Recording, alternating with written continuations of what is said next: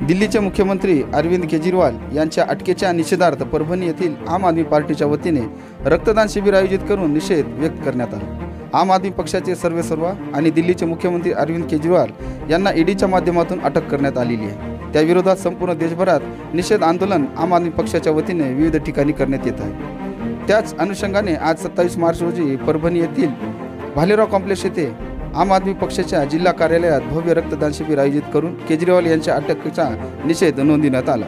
या अनोख्या पद्धतीने निषेध व्यक्त करण्याचे कारणही माध्यमांशी बोलताना आम आदमी पार्टी जिल्हाध्यक्ष सतीश चकोर यांनी सांगितले की यामध्ये जनमानसांना आवश्यक असणाऱ्या रक्ताची सुद्धा मदत होईल आणि रक्तदान करून माणसांना जागृत करण्याचे काम देखील या माध्यमातून करण्यात प्रयत्न केला जाईल। यावेळी या रक्तदान शिबिरात सामान्य व्यक्तीसह आम आदमी पक्षाच्या पदाधिकाऱ्यांनी मोठ्या प्रमाणात रक्तदान केले। यावेळी रक्तदान शिबिरात रक्त संकलनासाठी श्री हुजूर साहेब ब्लड बँकेला जबाबदारी देण्यात आली होती। या प्रसंगी पक्षाचे जिल्हाध्यक्ष सतीश चकोर, उपाध्यक्ष ॲडव्होकेट सुरेश चौधरी, शिक्षण आघाडीचे कल्याण क्षीरसागर, ज्ञानेश्वर चोपडे, अभिषेक पंडित, राजेश सोनपसारे, नामदेव बोबडे, कैलाश वैद्य, पांडुरंग बोबडे, आम आदमी पार्टीचे बहुसंख्य कार्यकर्ते या प्रसंगी उपस्थित होते।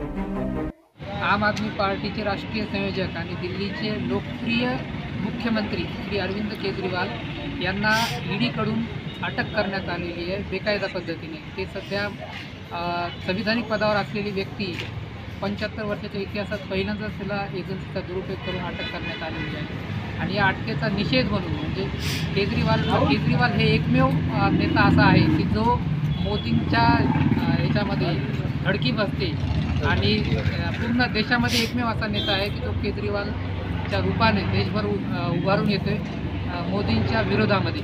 त्यामुळे मोदी सरकार आणि केंद्र सरकारने एक दडपशाही वृत्ती चालवलेली आहे। त्या दडपशाहीचा निषेध म्हणून, या अटकेचा निषेध म्हणून आम्ही पूर्ण महाराष्ट्रभर आम आदमी पार्टीने भव्य अशा रक्तदान शिबिराचं आयोजन केलेलं आहे। आपल्या परभणीमध्ये जे रक्तदान शिबिर आयोजित केलेलं होतं त्यामध्ये जवळपास 50 ते 55 लोकांनी रक्तदान केलेलं आहे। यातून आम्ही संदेश देऊ इच्छितो की कितीही सरकारने एजन्सीचा दुरुपयोग केला तरी केजरीवालांच्या पाठीमागे पूर्ण देशातील जनता आहे। धन्यवाद।